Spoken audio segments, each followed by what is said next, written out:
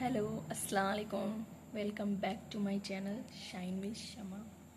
और आज मैं कुछ रेसिपी नहीं शेयर कर रही हूँ, बस जस्ट मेरे को मन हुआ आप लोगों के साथ कुछ शेयर करने का, तो मैं जस्ट आ गई स्क्रीन ऑन करके। आप लोगों को तो पता ही होगा, कोलकाता केस अभी बहुत चल रहा है, हर जगह वही चल रहा है, सोशल मीडिया पे या फिर न्यूज़ चैनल वगैरह में। तो मैं बस यही सोच रही थी कि जब एक पढ़ी लिखी लड़की, एजुकेटेड लड़की, यंग लड़की, फिनेंशियली डिपेंडेंट है खुद पे, जब उसके साथ ये सब हो सकता है, तो फिर राह चलते कम पढ़ी लिखी हुई लड़की या जिनके पास फाइनेंशियली जो स्ट्रांग नहीं है, तो उनके साथ तो यार क्या क्या हो जाता होगा ना। ये केस इसलिए इतना मतलब ज़्यादा वायरल हो रहा है या ज़्यादा चल रहा है क्योंकि ये एक अच्छी खासी पढ़ी लिखी लड़की के साथ हुआ है।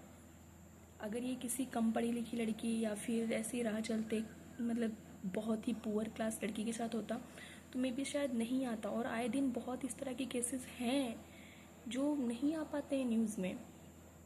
तो मैं बस ये सोच रही थी कि गवर्नमेंट है, सोसाइटी है, बहुत सारे ट्रस्ट हैं जो बस ये स्लोगन देते हैं कि बेटी बचाओ बेटी पढ़ाओ। कोई ये क्यों नहीं कहता कि पढ़ी लिखी बेटी की सुरक्षा की जिम्मेदारी किसकी है? वो कौन करेगा? सोचने वाली बात है ना। सोचिए, अगर आपके पास जवाब होगा तो प्लीज़ कमेंट बॉक्स में मुझे बताइए, क्योंकि मैं खुद वर्किंग प्रोफाइल से हूँ। तो मुझे कहीं ना कहीं ये बहुत ज़्यादा फील हो रहा है कि जब एक लड़की इतने अच्छे प्रोफाइल में, इतनी अच्छी सिटी में है, उसके साथ ये हो जाता है, तो फिर मेरी जैसी तो बहुत सारी लड़की है जो थोड़ा अर्न कर रही है, कोशिश कर रही है अपनी लाइफ में स्टेबल होने की, अपना एक नाम बनाने की, अपनी एक आइडेंटिटी बनाने की। तो क्या क्या हो सकता है ना। हम लड़कियां राह चलते कहीं भी सेफ़ नहीं है।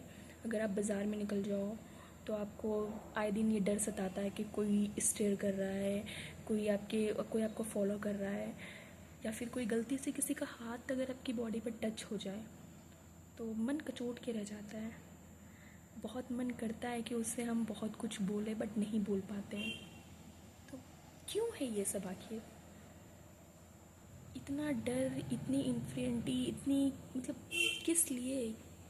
क्यों हम लड़कियों के साथ ऐसा होता है? बस यही मेरे दिमाग में आ रहा था, तो मैंने सोचा मैं अपनी यूट्यूब फैमिली के साथ शेयर करूं। और बस मैं यही प्रेयर कर रही हूँ गॉड से कि कोलकाता केस में जो लेडी डॉक्टर के साथ हुआ, बहुत दर्दनाक हुआ, बहुत पेनफुल हुआ है उनके साथ। जब पूरी दुनिया चैन की नींद सो रही थी सुबह के टाइम पे, और वो बेचारी लेडी डॉक्टर एक बहुत बड़े जंग में थी और कोशिश कर रही थी जीतने की, बट उसे जीतने नहीं दिया गया। ऐसी हैवानियत वाले लोग कहाँ से आते हैं और क्यों आते हैं? इनके भी तो घर में बहन, बेटी, माँ, बहू सब होती है ना। फिर भी ये क्यों ऐसा करते हैं? कभी आपने सोचा है? मुझे तो नहीं समझ में आता कि इस तरह के लोगों की मेंटेलिटी कैसे हो जाती है। कोई किसी को इतने गंदे लेवल पे क्यों इस तरह से बदतमीज़ी कर सकता है? कहाँ हम सेफ़ हैं? आप रोड पे सेफ़ नहीं हैं, आप घर में सेफ़ नहीं हैं, आप अपनी वर्किंग प्लेस पे सेफ़ नहीं हैं, आप कहीं आप कहीं सोशल प्लेस पे जाओ, आप वहाँ सेफ़ नहीं हो, तो हम कहाँ सेफ़ हैं आखिर? इसके लिए तो कुछ गवर्नमेंट को सोचना चाहिए और कुछ करना चाहिए इसके रिगार्डिंग। बहुत गंदी सिचुएशन चल रही है अभी।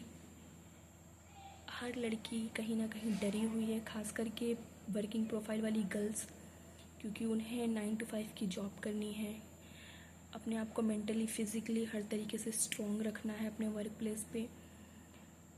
आए दिन बहुत सारी ऐसी गर्ल्स हैं जो इस तरह की प्रॉब्लम से फेस कर रही हैं, बट चाहते हुए भी हमारे लिए कोई भी इस तरह का प्रोटेक्शन नहीं होता, ना ही वर्क प्लेस पे होता है, ना ही आप अगर पब्लिकली चल रहे हो, रोड पर हो या बस में हो, कैब में हो या होटल रेस्ट हो, कहीं भी हो, वहाँ नहीं होता। तो मेरे ख्याल से एक गवर्नमेंट को एक इस तरह का ऑर्गेनाइजेशन इस्टेब्लिश करना चाहिए जो पर्टिकुलर गर्ल्स को 24/7 सर्विस देने के लिए अवेलेबल रहे। कहने को बहुत कुछ है, दिमाग में बहुत कुछ चल रहा है। पर पता नहीं क्यों बहुत सारी चीज़ें ना आदमी चुप रह कर कह जाता है। तो होप आप लोग मेरी सारी चीज़ें समझ पाए, आप लोग मेरी फीलिंग्स को समझ पाए। बेटी बचाओ और बेटी पढ़ाओ से कुछ नहीं होगा। आज के डेट में गर्ल्स का रेशियो काफ़ी हाई होते जा रहा है एजुकेशन के मामले में, और वहीं साइड बाय साइड इस तरह की दरिंदगी जो है वो भी काफ़ी हाई हो रही है। तो बेटी से ज़्यादा अब मेरे ख्याल से बेटों पे ध्यान देने की ज़रूरत है और उन्हें एजुकेट करने की ज़रूरत है। फिर मिलते हैं मेरे नेक्स्ट वीडियो में। स्टे सेफ, गर्ल्स हमेशा सेफली चलें और हिम्मत से रहें। अगर आपको मेरी वीडियो अच्छी लग रही है तो प्लीज़ डू लाइक, सब्सक्राइब और मेरी इस छोटे से कंट्रीब्यूशन को प्लीज़ सपोर्ट करें। फिर मिलते हैं नेक्स्ट वीडियो में। अल्लाह हाफिज़, bye bye. Thank you for watching my channel.